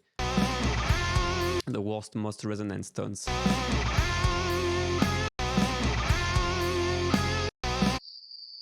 You know, you will find them. You will. The problem is there is so many of them, but you need to find the worst ones. And then when you bypass the EQ, you will feel it slightly cleaner, which is good. That's how people clean in modern metal, how they clean the guitars. And the snare you can put, so there is several techniques because just the compression is not going to be enough. Yeah. No, on the bass, do it on the bass, all the guitars together. Or you can do it, actually you can do it independently as well, it could be nice. But it's probably going to be the same ones. If it's the same amp, the same tone is going to be the same ones, so just do it on the bass actually. The snare, it's probably not going to be enough to just compress it, you're not going to have enough tail. So other things you can do to add tail and really get that big extended snare, if that's what you want. You can just get a tight punchy snare and that's fine too. But for this type of symphonic kind of more bigger metal sound, I like to have a bit more size to my snare. So what you can do is put a plate reverb after your compression and gate it so the tail is not too long. So maybe like for 2 seconds you got a plate reverb, like, you know, kind of a nice plate reverb, metallic reverb, and then it cuts off a bit. So not like a really short gate, so you don't want the reverb to go like, but you want the reverb to go like, you know, it's like cut somewhat abruptly, but not completely abruptly. And that's gonna make your snare bigger and more like it's in a hole, you know, but at the same time, it's not gonna blur it too much.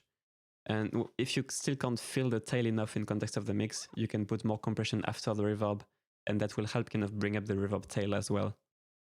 So there is several methods like that. Or you can use a transient enhancer and bring the release up so it brings the release of the snare.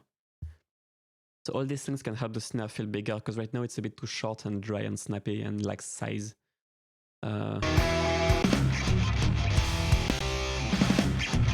Yeah, just a few things. I could go on forever, but it's really interesting for me because it's a different thing to talk about. These few things could help.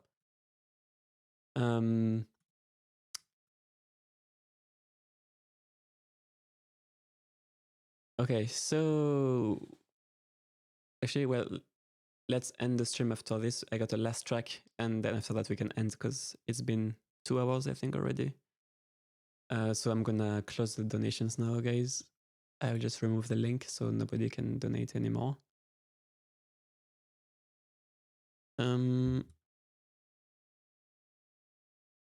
Okay. So we got a last track by Hakan.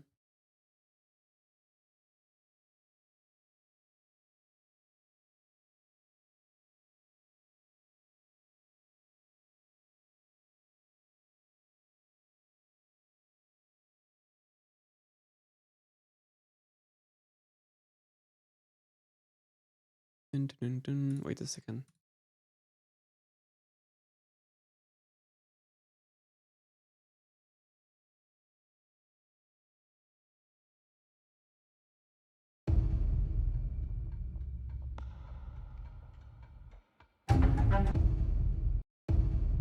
Yes, it's your time. Oh, this sounds interesting already.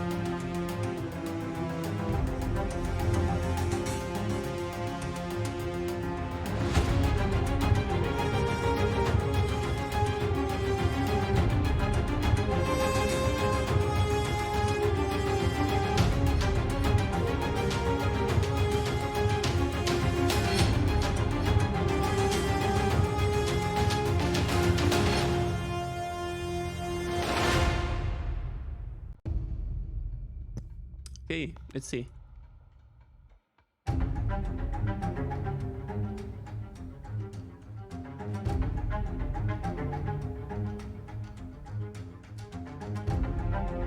So these oscillators here on the right.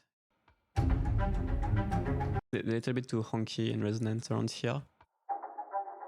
You probably want to control that a bit. It doesn't feel as honky.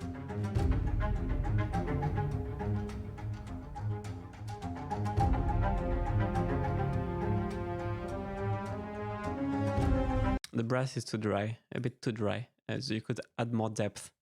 Like I know the oscillators here are supposed to be dry, I guess. It's the style of these oscillators.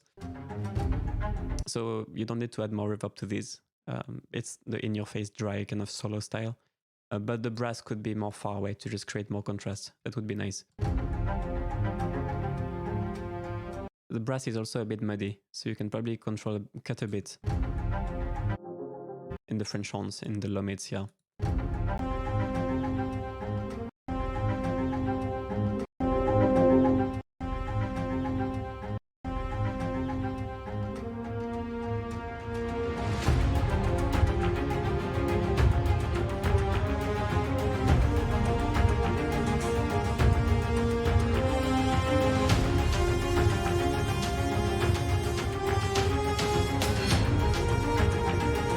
I think you use compression on the horns or something. Don't touch compressors unless you really know that they're adding something good. I'm hearing some squashing. Like, the horns, maybe it's just the sample, but in the horn, I think you put a compressor because I'm hearing it's like there's some artifacts, like it's like fluttering almost, like dun, dun. You know, you hear that tail, it's almost fluttering, and it feels like it's really squashed. And that's usually because you put too much compression. So make sure you don't overcompress the brass. Don't compress it at all, actually. Don't touch the compressor unless you really have a reason for it. A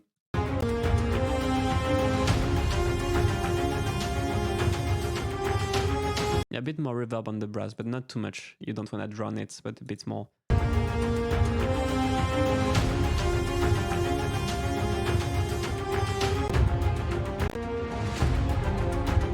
Also here, towards the second half of this part, we're kind of losing the drums and the bass impact of the drums.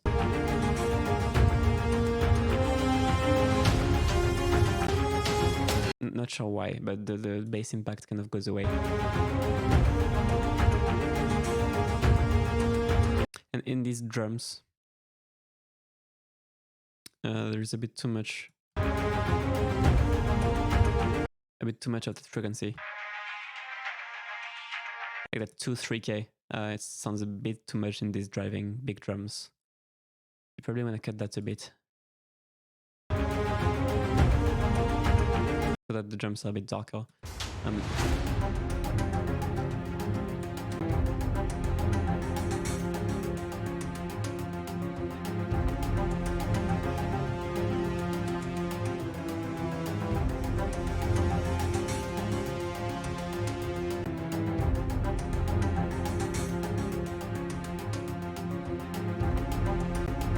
All the low booms here could be louder. They're a bit too discreet.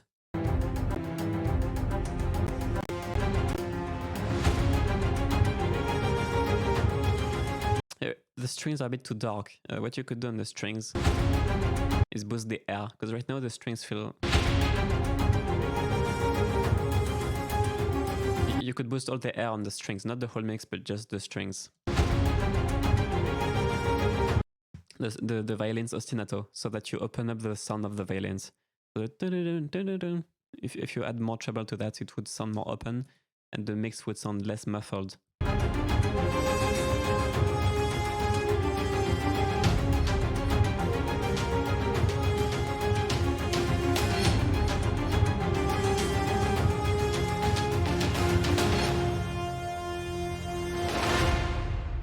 Yeah, you can just EQ the... I mean, it's mostly the violins. You probably want to EQ the violins by themselves, because the dried cello probably don't need that EQ. Yeah, it would sound weird. Make sure you don't EQ the dried cello the same way. But the high violins or the ensemble string, let's say all the ensemble strings, you can add more air to them to open up the mix, because right now the mix feels a bit muffled. But at the same time, all the metals and percussion, like the high percussion is very clear, but the strings feel a bit muffled.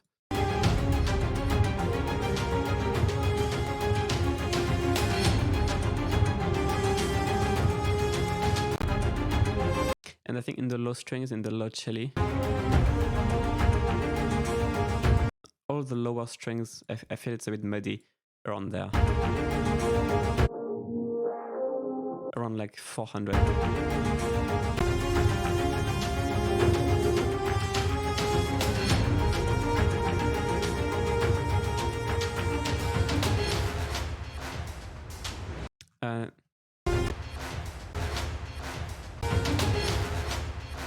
That trombone, you can probably, it sounds a bit thin, like there is not enough bass in it. And it sounds like there's a lot of 3K. You can cut a bit there and add more bass to that trombone here. I don't know. It sounds a little bit like it's almost high pass filtered. Yeah.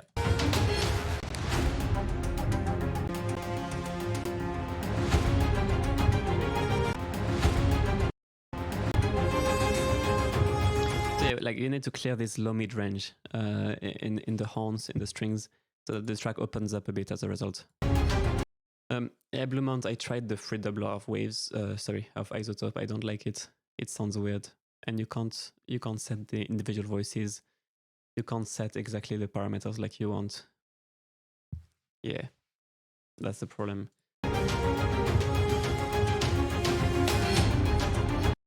That's the issue. If you have a delay plugin, you can simulate a doubler with just a delay, kind of minus the pitching part. That's the issue. Because the doublers, they delay, they pan the voices. So you could put a ping pong delay. It would kind of act like a doubler. with like no feedback, a ping pong delay with no feedback. But the issue is you wouldn't get the pitching differences as well. So that's the only thing. But technically, if you make a chain in patcher, you put one delay on the left, one delay on the right, like 15 milliseconds, 30 milliseconds, and you repitch them as well at the same time. It's technically a wave doubler, but it's a bit of a pain in the ass to make. But you could technically, I mean, that's what a doubler is. A doubler is you got the source here, which is just the source, and you got one voice on the left, hard pan left, hard pan right, with 9 milliseconds here, 23 here, detune. That's it. So if you can reproduce that, you can make a doubler. Somehow with plugins that you have, you could probably make that. You don't always need to detune. Even if you don't detune, it just a ping pong delay. So just these parameters. It will already sound like a doubler, so you can just try a ping pong delay. Yeah, that's about it for your track. It sounds a bit raw, basically. You need to open up the sound a bit with what I mentioned. But yeah, it's not like, it's better to leave it raw, a bit more raw like that, compared to EQing too much and destroying the sound. So at least you didn't destroy the sound, because if you just cut too much, it would destroy the sound. So, but you can go a bit in there and just clean it up a bit. It's a little bit cluttered. And yeah, everything I mentioned. But it's not like, it's not bad at all. It's just a little bit cluttered. So all these things I mentioned will improve the clarity and openness. But yeah, that's about it, guys. Okay, what do you think about hard panning two shakers? Very similar. Yeah, I do that all the time. Two different shakers. You don't even need to pitch them differently. If it's a different sample, it's fine, as long as it's a different shaker sample. If it's actually, don't even bother having the same sample and changing it. Even if you change the pitch, it's a very dangerous thing to have the same sample left, right, because you need to really transform it so it doesn't phase. You're better off just picking two different shakers, and it will work. It will work perfectly. Two different. You could take a bamboo stick. You could, if you have Action Strikes. Action Strikes is really good for that, because Action Strikes has a lot of shakers. Like the other drums in Action Strikes are pretty useless in sound, but the shakers of Action Strikes are cool. You take kind of the same sound with the same envelope, kind of same extension, same everything. You just pan them. It sounds great. You get a white shaker sound this way, and you don't have to deal with like transforming the sound too much. Yeah. Thanks everyone who submitted the tracks, and yeah, I think that's gonna be it. I'm pretty tired, to be honest. It's 10:30 p.m. here, but it was great fun. I'm so happy I got also some other genres as well. It's always fun when I get like metal, stuff like that. But this was all really cool. Patrick's track. Yeah, thanks again, Patrick. It was really great track. Yeah, all right.